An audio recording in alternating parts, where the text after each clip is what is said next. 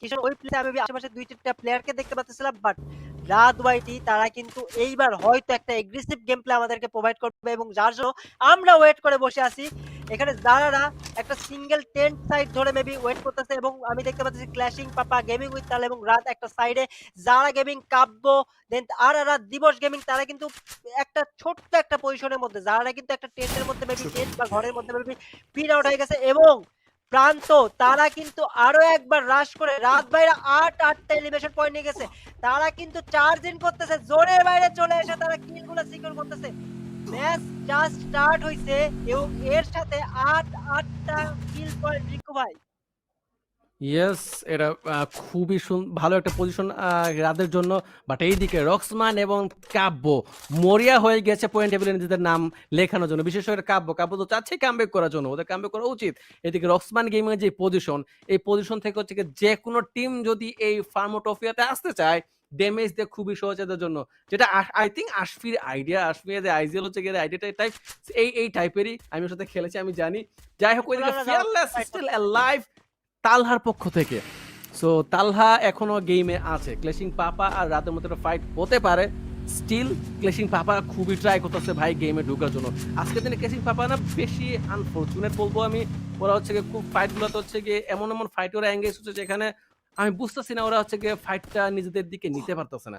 Somehow কিছুটা missing হচ্ছে। যেটা দেখো এখনই গ্যানারের এমএস খেয়েছে একজন প্লেয়ার। সো এখন যদি রাতটা রাশ করে তাহলে মেন পাওয়ারের দিক দিয়ে পিছিয়ে থাকবে হচ্ছে ক্লেশিং পাপা। আদনানের শো, আদনান ব্লেডের হাতে মার খেলো নাকি পাপা মার খেয়েছে? ব্লেড আই থিঙ্ক একটা কিল নিয়ে নিয়েছে, কোয়াড্রা কিল। আই থিঙ্ক ক্লেশিং পাপা চলে গেছে না, একজন still alive and I hope এখন রাতের টিমের কিল পয়েন্ট অনেক বেশি জাম্প করবে।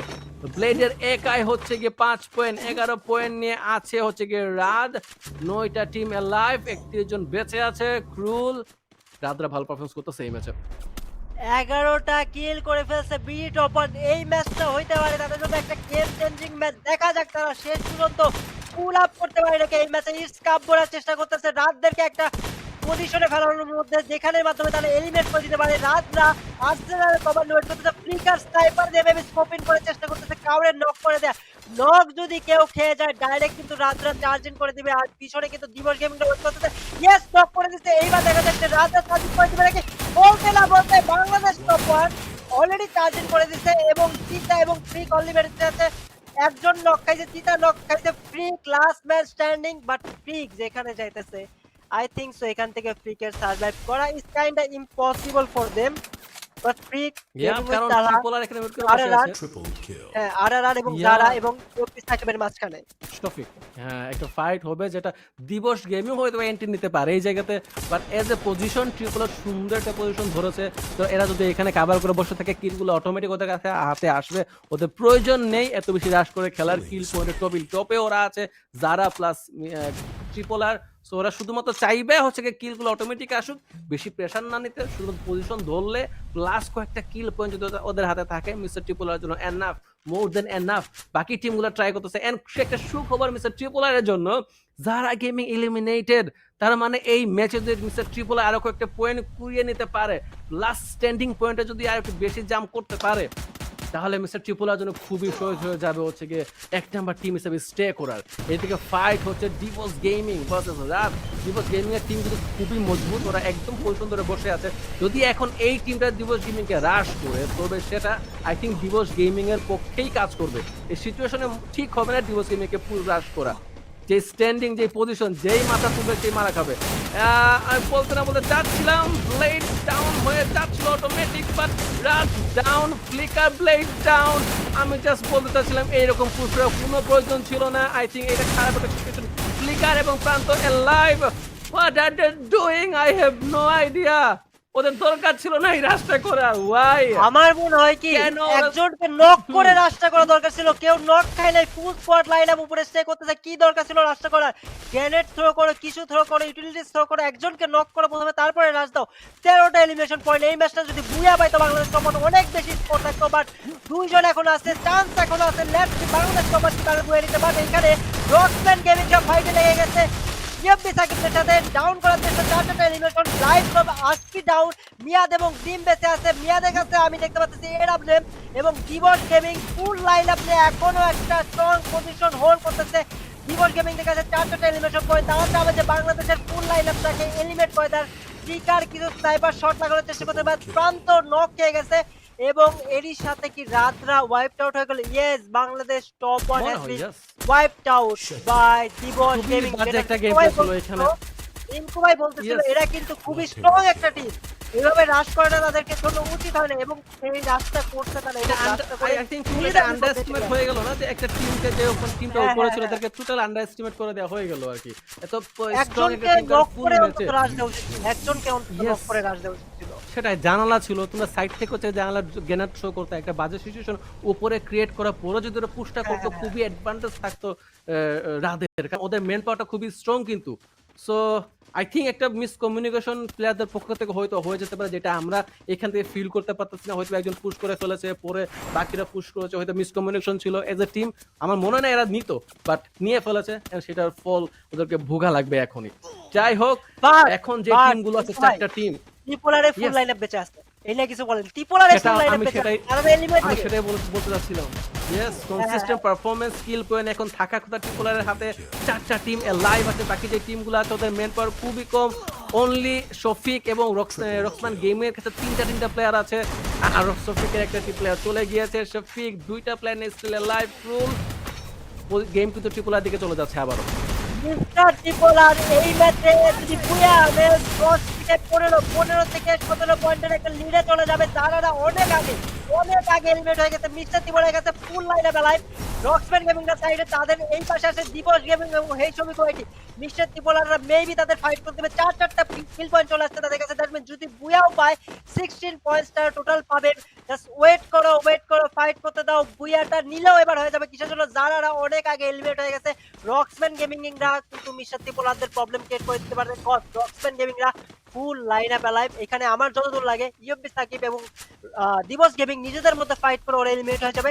মিস্টার ত্রিপোলারদের জাস্ট হোল্ড করতে হবে কিছুক্ষণ। এইখানে রক্সম্যানরা ইউএফবি সাকিব এবং দিবসদের উপর রাশ করে দিছে। মিস্টার ত্রিপোলারদের কাছে চান্স কিন্তু চলে আসছে এই ফাইটটা বুয়াতে কনভার্ট করার। রিঙ্কু ভাই মনে হচ্ছে যে ইয়েস ত্রিপোলার অবভিয়াসলি এখনো সিনারিও ট্রিপলারের পক্ষে। যেই পজিশনে ওরা আছে, as you can see, Rahat অনেক ডমিনেট করতেছে, এখনো দুইটা কিল নিয়ে পজিশনে আছে। রক্সম্যানের 3 জন অ্যালাইভ, ফুল 4 জন ছিল না, 3 জন। জিম একটা কিল নিয়েছে আইজেনকে, তাহলে হচ্ছে হয়ে রক্সম্যানের এখন যে 3 জন আছে তারা অনেক স্ট্রং। আশফি এবং মিয়াদ, জিম মোটামুটি ভালো খেলে, but I don't know about gym.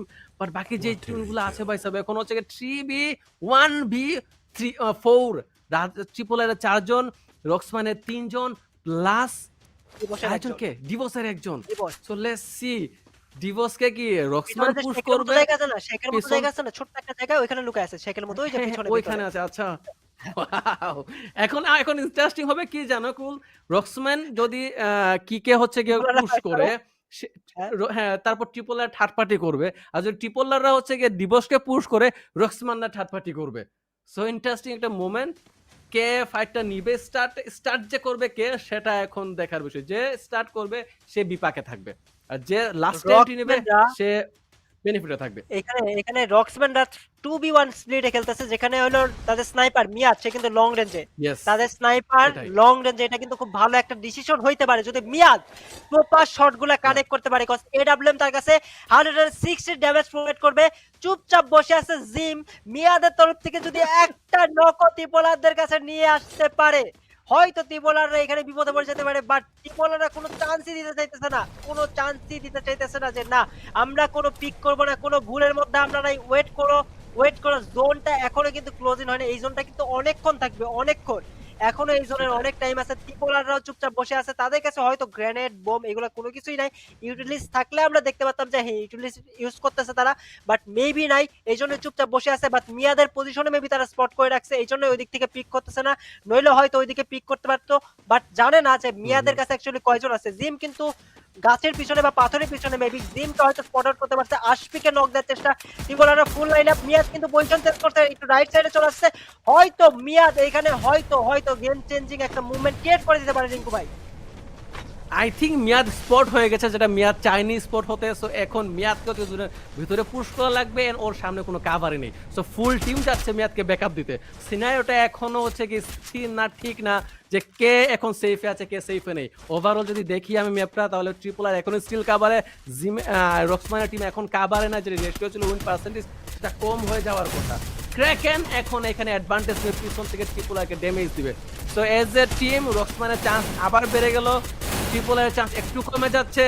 Let's see, রাহ ডাউন, ট্রিপল আর ডাউন। আমি যেটা বলছিলাম পিছন থেকে হচ্ছে গিয়ে চান্স করছিল যে ট্রিপল আর জন্য bad luck, still alive, Rahat বেঁচে গিয়েছিল বাট আবার ডাউন, সেটলো মিডলা ডাউন, সেটলো still alive. Roxman I think এই ম্যাচটা বুয়া নেবে। আই হোপ রক্সমান নিয়েছে, রাইট? রক্সম্যান বুয়া নিছে। Yes. Congratulations, Ashfi, Mir, Zim, Roxman. Congratulations, boys. First booyah for them. I think triple R জন্য ম্যাচটা খারাপ যায়নি, ট্রিপল আর জন্য খুবই ভালো গিয়েছে। Position point plus skill point যেটা ওর দরকার ছিল, ও বুয়া না পেলেও চলতো। But as a team Roxman gaming তো still in the game. Crazy গেমারকে এখন টপকে দেওয়ার কথা এখন। তো পয়েন্ট টেবিল আবার উলটপালট হতে চলেছে, একটু আবার উলটপালট হবে। যারা গেমিং দা 1 পয়েন্টে লিড ছিল, বাট যারা অনেক আগে এলিমিনেট হয়ে গেছিল। ট্রিপলাররা সেকেন্ড পজিশন নিছে, দ্যাট মিন্স ট্রিপলাররা 11 12 না 12 না 13 14 বা 15 এর একটা লিডে থাকবে যারাদের থেকে। বাট রক্সম্যানরা মেবি 45 করছিল আমার যতদূর মনে পড়ে, আমার ওইভাবে মনে নেই পয়েন্ট টেবিলটা ওভারঅল স্ট্যান্ডিংটা, বাট 45 এর মতো হয়তো রক্সম্যানদের কাছে ছিল। এই ম্যাচে হইতে পারে রক্সম্যানরা কিছু একটা চেঞ্জেস নিয়ে আসতে পারে, যারাদের বিপদে ফেলতে পারে। বাট কথা হইলো চান্স আর একটা লাস্ট গেম কোন ম্যাপে হবে, we have no clue about that. But ট্রিপলারদের কাছে কিন্তু এটা বুয়াটার চান্স ছিল। তারা 4 জন প্লেয়ার ছিল, আমার মতে উচিত ছিল কি 4 জন একটা সিঙ্গেল সাইড থেকে রাশটা করলে বেটার হতো। তারা কিন্তু ওইখানে ছড়াই ছিড়াই গেছিল, এবং দিবস গেমিং এর একটা সিঙ্গেল প্লেয়ার ল্যাব ছিল। দিবস কি করছে, হয়তো দিবস গেমিং সামাও শুট দিয়ে ট্রিপলারদের বিপদে ফেলাই দিছে। ট্রিপলারকে। একটা সিঙ্গেল আমি প্লেয়ার সেটাই বলছিলাম। ট্রিপলারদের বিপদে ফেলাই দিছে। Yes. আমার যতদূর লাগে, আমরা টিম পাই না এখান থেকে কাস্টিং এর সাইড থেকে, হুম। বাট হইতে পারে হ্যাঁ। ট্রিপলাররা বুঝতে পারছে ভিতরে একটা প্লেয়ার আছে, এবং তারা ভাবছে হয়তো এটা ওদের টিমেরই না। একটা প্লেয়ার লুকাই আছে, এরকম হতে আর পারে, right?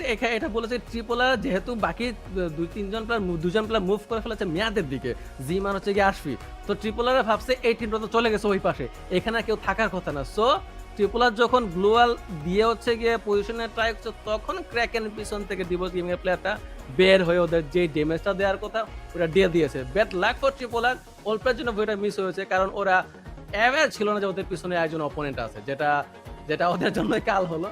Never mind, still triple are in the game. I think টপে আছে, পয়েন্ট টেবিলে টপে থাকার হতো। আই থিঙ্ক 15 থেকে 17 পয়েন্ট ইজিলি ওদের এখন। আই থিঙ্ক না 9 আর 5 পয়েন্ট, আই থিঙ্ক 13 পয়েন্টের মতো থাকবে এই ম্যাচে ট্রিপল আরে। আর হচ্ছে গিয়ে রক্সান গেমিং জাম্প একটা দিবে পয়েন্ট টেবিল পয়েন্টে। তারপর ব্যাড লাক ফর চান্স ছিল এখানে কামব্যাক করা, কিল পয়েন্ট স্টার্টিং এ ভালো কিল পয়েন্ট ছিল ক্রুজ, যেটা ওদের মানে যদি ভাই, পজিশন ওইখানে ধরলে just হয়ে যেত কিন্তু almost। একটু যদি হোল্ড করতো, একটু hold যদি করা। hold করতো। একটা একটু গ্রেনেডের hold থ্রো করলে কিন্তু হয়। হয়তো বা। ইয়েস, বাট যেটা ফাইটটা হচ্ছে না যে নিয়ে mistake বিল্ডিং হয়েছে। এর বাইরে ওয়েট করতো, বিল্ডিং এর বাইরে ওয়েট করতো যে তাহলে ওরা চলতো। বাড়ালে তখন তারা ফাইট তাহলে করবো, চলতো। তাও হইতো। বাট একজনকে হইতো। নক না দিয়ে ডাইরেক্ট রাশটা করে এই জিনিসটা ভুলে গেছে, Direct কারণ rush করে। উপর থেকে নিচে ড্যামেজ দিলে একটু বেশি ড্যামেজ খায়, হেডশট লাগার চান্স Damage বেড়ে যায়। হবে। আর যখন অলরেডি হুম। দুইজন নক হয়ে গেছে, অবশ্যই দিবসটা রাশ করে দিবে। যেটা আপনি বলতেছিলেন যে স্বাভাবিক। দিবসটা কিন্তু ভালো ফাইট করে, ওটা কিন্তু ভালো একজন মানে অ্যাসল্টার আছে ওদের টিমে। ইয়েস। হ্যাঁ, ক্লোজ রেতে, হুম। এবং সেই জিনিসটা আমি দেখলাম যে তারা রাশ দিল, বাট রাশ দিয়ে শিকারি খুদি শিকার বান এরকম একটা অবস্থা হয়ে গেল। এটা সেটাই, আমরাও সেটাই, চাইতেছিলাম সেটাই। যে বিডি তখন একটা কামব্যাক করবে, খুব ভালো 13টা করুক, মেবি কিল but পয়েন্ট ছিল। 13টা ওদের কিল ভালো পয়েন্ট। পয়েন্ট কিল পয়েন্ট ছিল, ওরা জাস্ট লাস্ট পর্যন্ত সার্ভাইভ করলে ওদের হচ্ছে গিয়ে কিল পয়েন্টের হিসাবে হচ্ছে গিয়ে অ্যাটলিস্ট ওই টাইমে যখন ওরা মারা গেছে না, যখন তখন না মরে আরো 4 মিনিট পরে যদি মরতো, তাহলে ওদের হাতে আরো 4-5টা কিল থাকতো। কিল পয়েন্টে ওদের 15 হয়ে যেত, প্লাস পজিশন পয়েন্টে আরো